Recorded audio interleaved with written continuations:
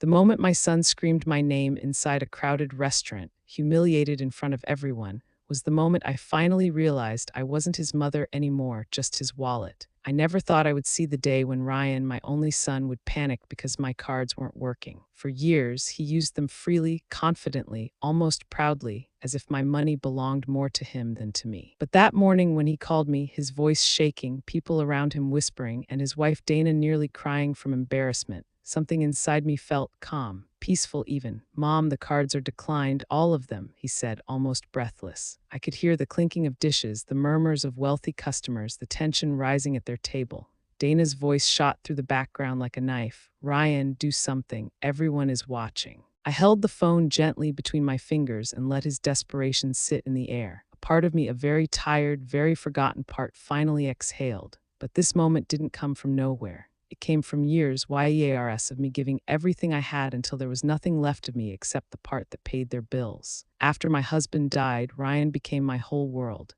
I tried to fill every hole in his life, even the ones he should have learned to fill himself. He lost his job. I paid his rent for 8 months straight. When Dana wanted a fancy new wardrobe to look professional, I handed over my card without hesitation. When they said they needed a romantic vacation because life was too stressful, I paid for that too. And the car, a $15,000 down payment I handed over from my savings because they said they would start a family soon. Every time they came to me, Ryan would say the same thing: "Mom, you understand, right?" And stupidly, painfully, blindly, I always understood. But the night before that phone call, something happened that changed everything in me. Dana had invited some of her friends over. I made coffee for them, served snacks, tried to be helpful. I heard them laughing, talking about clothes, trips, houses, none of which they paid for themselves. I was walking toward them with fresh coffee when I heard Dana say, "She's only good for paying our bills. Honestly, I don't know what we do without her credit cards." They laughed, and then Ryan laughed too. My own son. I didn't drop the coffee. I didn't scream. I didn't cry. I just stood there, invisible in my own home, realizing for the first time that I wasn't his mother anymore. I was his ATM.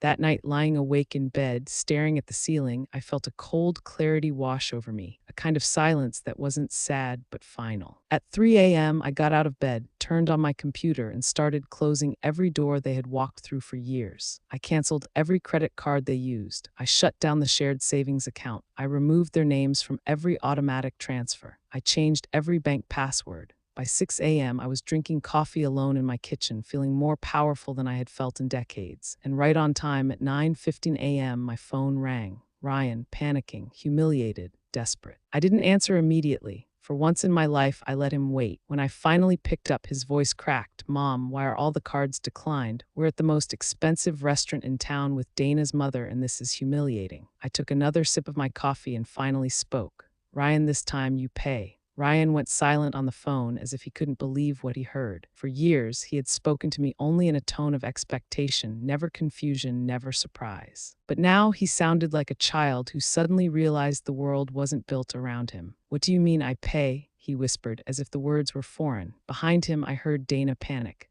"Ryan, fix this. My mother is embarrassed. They're waiting for the bill." I imagined them sitting at that expensive restaurant, the one they always went to without inviting me. Fancy lights, polished floors, waiters with perfect posture. And my son, my grown son, frantically checking his empty wallet, while his wife's mother looked at him with judgment sharp enough to cut. It was poetic. "Mom," he said again, this time more desperate, "why would you do this? You know we needed those cards today. This is humiliating." I closed my eyes and let his words roll over me.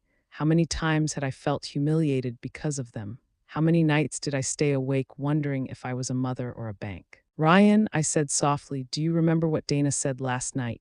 He froze. I could hear it in his breathing, that I'm only good for paying your bills. He didn't answer. Silence, thick, heavy, guilty, filled the line. I continued, "You laughed, Ryan. You laughed with her." Mom, that was just a joke," he stammered. "You're overreacting. Funny how people call it a joke only after they get caught." Dana's voice cut in again. "Ryan, if she's not helping, just end the call and get another card. Borrow from someone, do something." Her panic was loud, but her entitlement was louder. "Mom," Ryan tried again, "please just unlock the cards just for today." No, I said. The word felt strange on my tongue. I had rarely said it to him, but today it felt like the only word that belonged to me. Mom, please, he hissed. We can't pay the $200 bill. People are watching. Just fix it. Just this once. Just this once. How many just this once moments had I funded? How many emergency bills, fancy dinners, spontaneous vacations, last-minute luxuries? I stood up from my chair, walked to the window, and looked at the quiet street outside. Morning sunlight filtered in, warm and peaceful. Ryan, I said calmly, I'm done being used. He gasped like someone had slapped him. Used? Mom, what the hell are you talking about?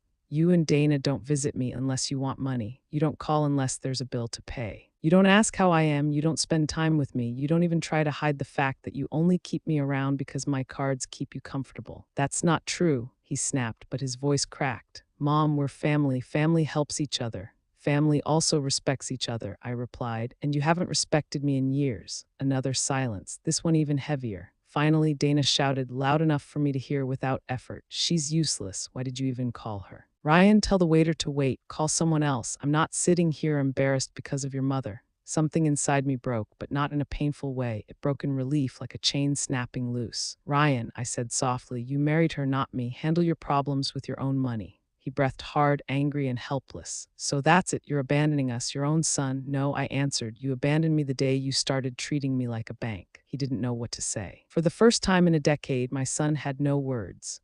Behind him, Dana's whispers turned into an eruption.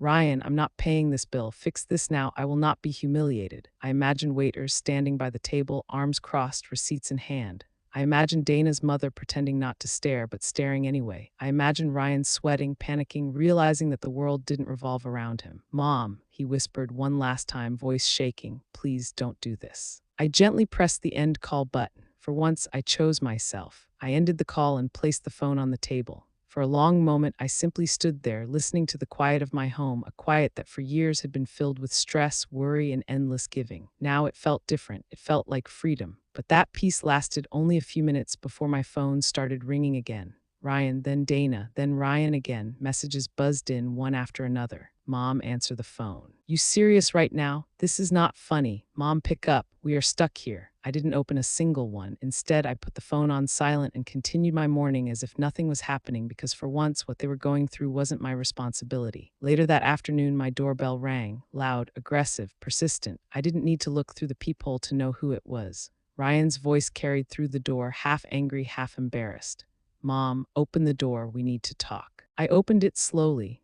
Ryan stood there red-faced, jaw tight, dressed in the same clothes he wore at the restaurant. Dana was with him, arms crossed, furious, as if I had ruined her entire life by refusing to fund her lunch. How could you do that to us? Ryan demanded the second he stepped inside. In front of everyone, Dana added angrily. Do you know how humiliating that was? I looked at both of them, the outrage in their eyes, the entitlement in their voices, and something inside me clicked into place. They weren't ashamed about how they treated me. They were ashamed because they got caught in public without my money. I closed the door behind them and spoke calmly. Sit down, Ryan scoffed. No, Mom, we're not sitting until you explain why. Sit, I repeated, not raising my voice but not allowing argument. They sat. Not because they wanted to, but because they had never heard my voice sound like that. I looked at my son, the boy I raised, the man I supported, the person I loved more than myself, and I felt a strange sadness.